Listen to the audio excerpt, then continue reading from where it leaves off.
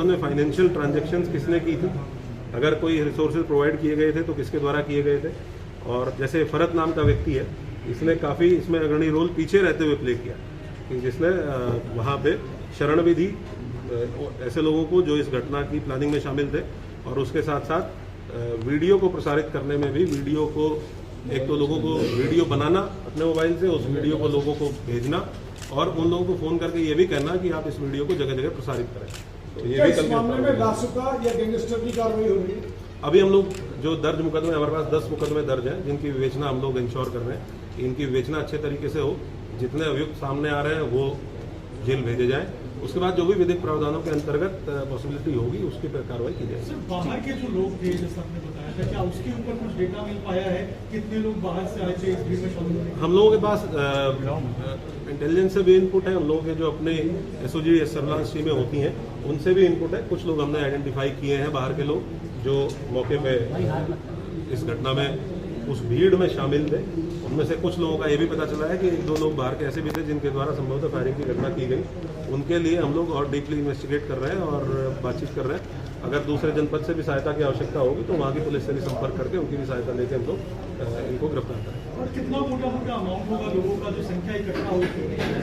ऐसा कहा जा रहा है 40,000 लोगों को इकट्ठा करने की बात है। नहीं, क्योंकि कहीं एक पॉइंट पे तो इकट्ठा हो ही नहीं पाए। जो हम लोगों की नाकाबंदी थी, हम लोग क्योंकि हम लोग अवेयर थे पहले से ही कि इस प्रकार का एक प्रयास हो सकता है कि किसी एक पॉइंट पे बहुत अत्यधिक भीड़ की जाए, तो हमारी नाकाबंदी और बैरिकेडिंग शहर के चारों तरफ थी।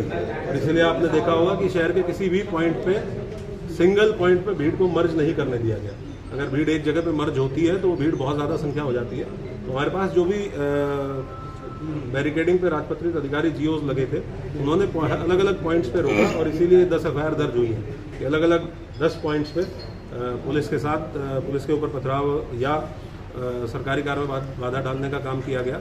इसीलिए इन 10 पॉइंट्स पर एफआईआर हुई है। सिंगल पॉइंट कोई ऐसा नहीं था जहाँ पूरी भीड़ को मर्ज करने को अलाउ करने दिया गया। और हम लोगों को इसलिए बिल्कुल हम लोग दृढ़ संकल्पित थे कि किसी भी कंडीशन में इस भीड़ को हम किसी सेंट्रल पॉइंट पे, चाहे वो इस्लामिया ग्राउंड हो चाहे कोई और अन्य पॉइंट हो, हम सेंट्रल पॉइंट पे इस भीड़ को नहीं पहुँचने देंगे। सर, क्या इन्वेस्टिगेशन में ये भी निकल के सामने है पुलिस को टारगेट किया गया था? पुलिस के जो लोग घायल हुए हैं, क्या अभी जो एफआईआर है उसमें इस बात का मेंशन है कि पुलिस के ऊपर जब पुलिस ने रोका था, पुलिस को उन्होंने कहा था कि तुम लोग पीछे हट जाओ, मत जाओ, तो क्या पुलिस को टारगेट करने का इन्होंने प्लान किया था? ऐसा भी क्या? पुलिस तो विजिबल फेस है ही पुलिस, क्योंकि हर बैरिकेड पे पुलिस लगी हुई है।